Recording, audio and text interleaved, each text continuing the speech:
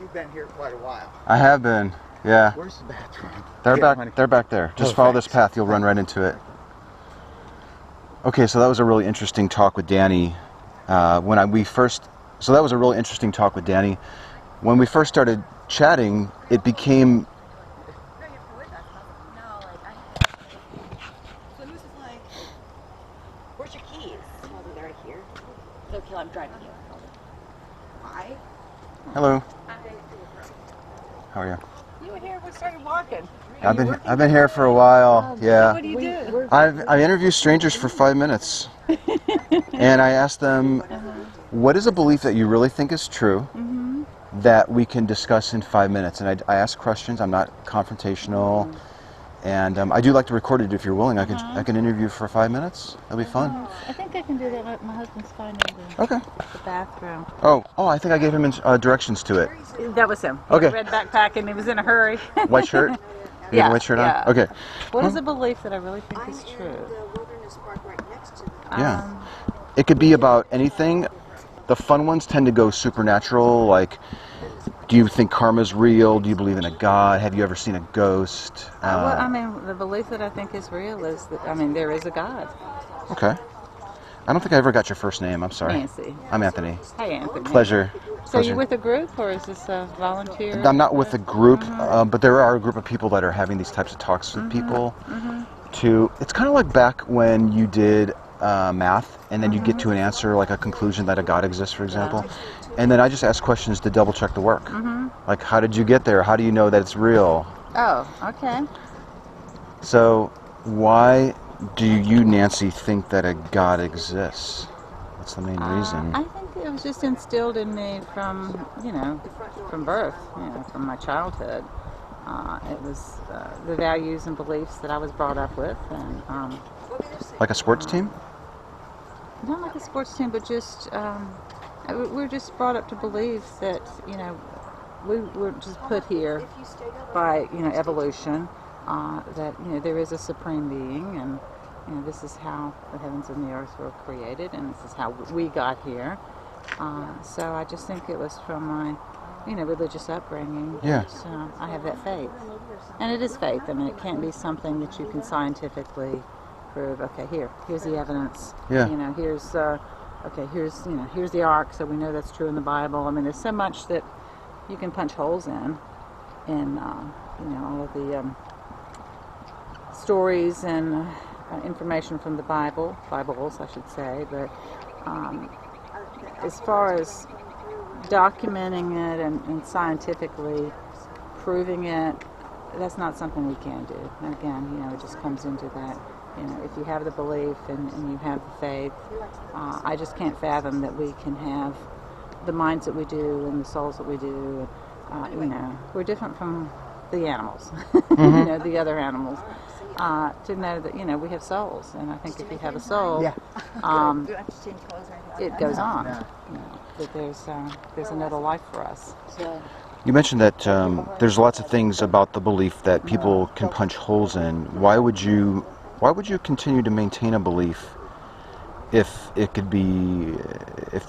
are people actually punching holes in the reliability of it, in the claims of the belief? Again, I think it all comes back to just that, unwavering faith that you have. You can't, you can't punch holes in their hole punching. You can't dispute it or, repudiate it. But it's just, if you have that faith and you believe, then it's just something that, that I don't waver from. It doesn't mean that I go to church every week, and here I am at Sunday. I'm not sure. But that doesn't mean that I don't believe, and I believe, and I believe it's, there's no way that this beautiful world could be created, and that when we die, we're gone. Are you believing the belief just to believe?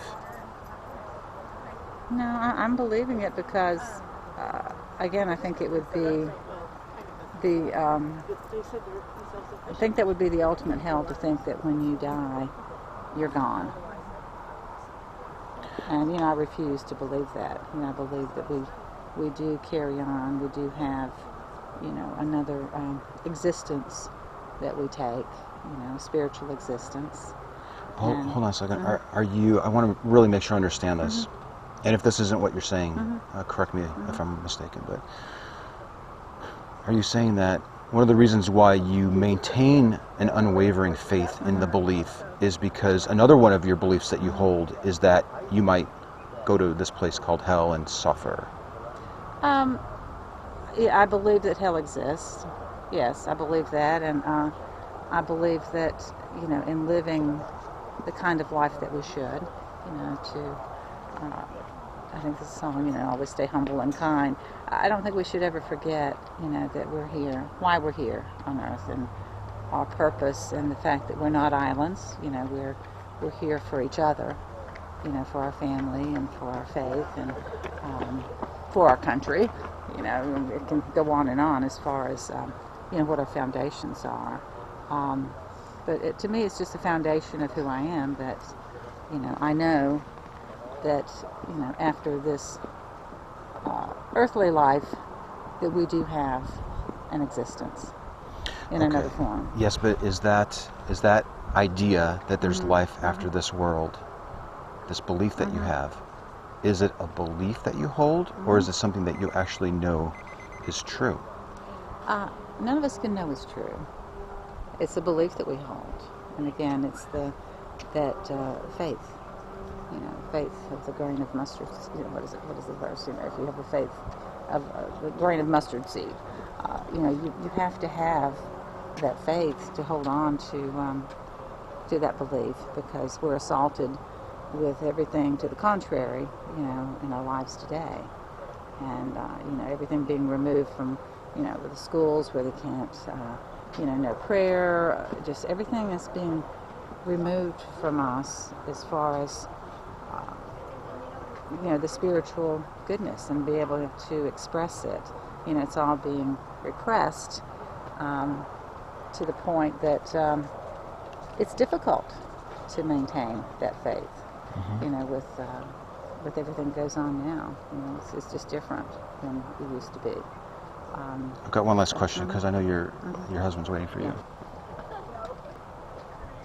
How is unwavering faith any different than self-deception? I think it's all in your perception of it, and I think self-perception. Self-deception. Self-deception. Yeah. Again, I think it's all in the perception of that. I think it is an unwavering faith. Other people might say, "Oh, you're deceiving yourself," and we have some good friends that I know that they don't believe in God, and it bothers me terribly, because I'm thinking, okay, I wish I could change that about you, but I can't. And would you rather they just believe it, even though they might not have a good reason to believe it? Well, I want them to have a good reason, but it wasn't the way she was brought up, and neither was he.